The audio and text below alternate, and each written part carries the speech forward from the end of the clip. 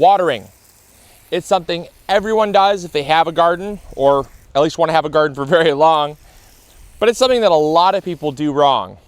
And in this episode, I'm going to talk to you about how to water effectively so that you can actually use water to help grow your plants. So water is comprised of hydrogen and oxygen atoms. You have 1 hydrogen to 2 oxygen atoms making a water molecule. And water is a very good solvent. So if you're going to dissolve sugar in water, or you're going to dissolve, in our case, oxygen in water, it actually readily mixes with water to create a very temporary. It's not necessarily a new chemical, but it can help carry other chemicals into the soil or into a solution. So as gardeners, we like to use water to carry oxygen down to the roots. So the water has hydrogen and oxygen, has hydrogen and oxygen atoms. That's not the oxygen we're concerned about. We're actually concerned about the dissolved oxygen. So this is additional oxygen that's from the air. Anywhere in the air, there's loads of oxygen particles, oxygen molecules, not particles, oxygen molecules. And those oxygen molecules can be dissolved in water. However, the only way that we can increase the amount of dissolved oxygen in the water is by slowing down the flow of the water, by backing it up and forcing it to actually come out in a smaller stream. Because what it does is when it goes through the air, like it's falling right now, it's actually picking up bits of oxygen in the air, and it's actually dissolving as it hits the ground in dissolved oxygen.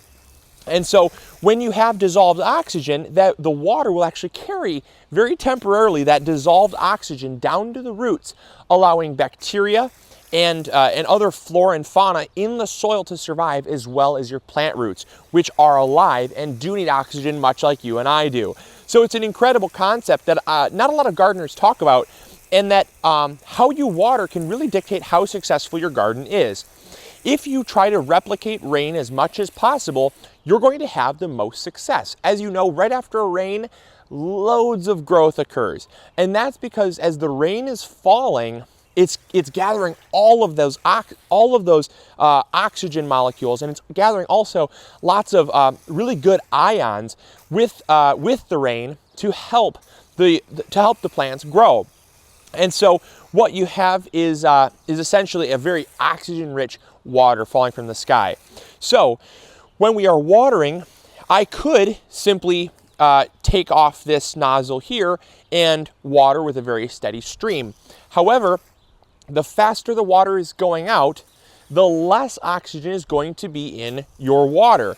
So your plants will essentially just be getting water, and you will not be getting the dissolved oxygen, meaning your soil could actually be dying even though you're watering on a very regular basis. You could be growing in pure compost, and if you're not getting dissolved oxygen in your water, your plants will be deficient of oxygen, and the roots will not have the growth and the vigor that they would have if you would get some oxygen there.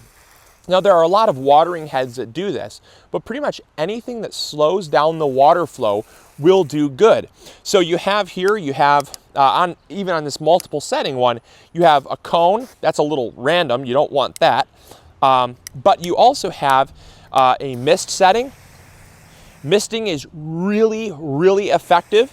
It's extremely effective for seedlings to get that dissolved oxygen in, because the water particles in here are so small that you can really, they have a lot of surface area to pick up that oxygen and help to carry down into the root system. However, I prefer just the shower setting. The shower setting is really great. It simulates just a nice heavy rain, and you're going to get a lot of oxygen with that.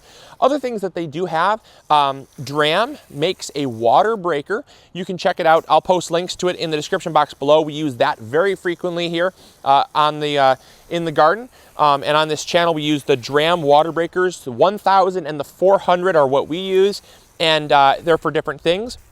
But essentially, they have super tiny micro holes that force the water through those holes and spreads it out into just a very gentle, soft water. You can really tell how much dissolved oxygen is going to be in your water by how soft the water feels. If it feels very abrupt, if it feels very dense and in a very thick stream, like